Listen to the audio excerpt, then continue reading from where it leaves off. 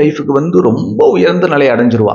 இந்த ஸ்பிரிச்சுவல் லைஃப்னா ஏதோ மொட்டை அடிச்சுக்கணும், பேர் மாத்திக்கணும், சந்நியாசம் வாங்கிக்கணும்,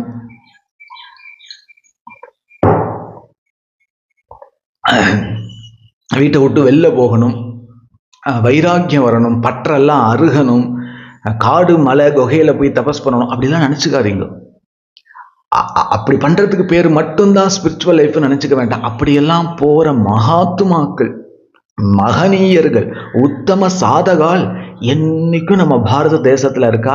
ஒரு படி மேல போய் நன்னா யோசிச்சு நிறைய பிரமாணத்தோட சொல்றேன், உலகம் பூரா இருக்கா.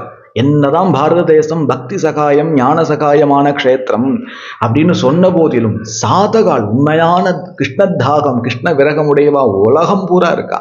அது அவர்களுக்கு நமஸ்காரம் பண்ணுவோம், அதை பத்தி இல்லை. ஆனால் அது மாதிரி போறது மட்டும் தான் ஸ்பிரிச்சுவல் லைஃப் நினைச்சுக்க வேண்டாம். உங்க உடம்பு உலகத்துல எந்த காரியம் பண்ணுதோ அந்த காரியத்தை பண்ணிட்டே இருக்கட்டும். அதெல்லாம் பிராரப்தம்.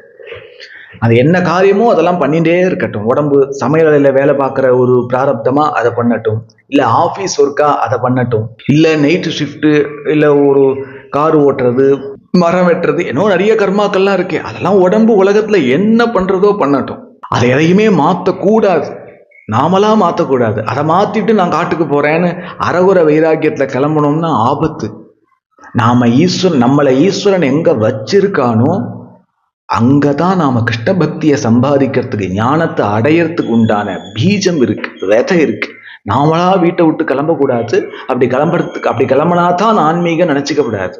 என்ன எது ஸ்பிரிச்சுவல் லைஃப் அப்படின்னு கேட்டா, உடம்பு உலகத்துல எந்த காரியம் பண்ணிட்டு இருக்கும் போதும் அதை கேர் பண்ணாம ஹிருதயத்துல உங்க லட்சியத்தை மாத்தின்றுடுங்க.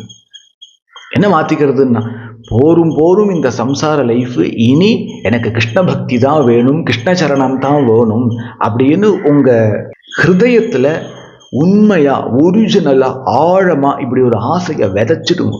உங்க லட்சியத்தை மாத்திடுங்க. அதுதான் ஸ்பிரிச்சுவல் லைஃப். அந்த விதை இருக்கு பாருங்க, அந்த விதையை வச்சுட்டு நீங்க மணிக்கணக்கா ஜபம் பண்ணலாம், மணிக்கணக்கா நாம சங்கீர்த்தனம் பண்ணலாம், நான்யார் விசாரம் பண்ணலாம், உங்க ஆத்துல சமையலறையிலையும் வேலை பார்க்கலாம், ஆஃபீஸ் ஒர்க்கும் பண்ணலாம். நீங்க உடம்ப வச்சுட்டு உலகத்துல எந்த சாதனை பண்றேங்கிறது முக்கியம் இல்லை. ஹிருதயத்துல பாவகிராகி ஜனார்தனகான்னு தனிப்பெரும் பெருமை குருவாயூரப்பனுக்கு தான் உண்டு, கிருஷ்ணனுக்கு தான் உண்டு. உள்ள என்ன விதைய விதைச்சிருக்கேலோ அந்த ஆசை, அந்த விதை, அந்த தாகத்தை தான் குருவாயூரப்பன் பார்ப்பான். பாக்கி எல்லாம் தானா நடக்கும். ஸோ அது